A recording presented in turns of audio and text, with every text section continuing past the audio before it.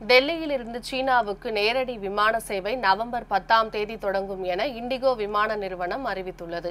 கடந்த 2020இல் கொரோனா தொற்று பரவல் காரணமாக இந்தியா சீனா இடையேயான விமான சேவை தற்காலிகமாக நிறுத்தப்பட்டது.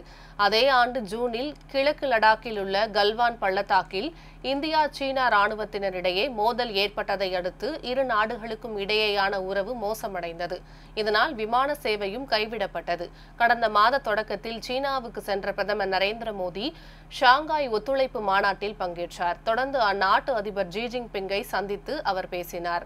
அப்போது இரு நாடுகளுக்கும் இடையேயான விமான சேவையை மீண்டும் தொடங்குவது குறித்து விவாதிக்கப்பட்டது.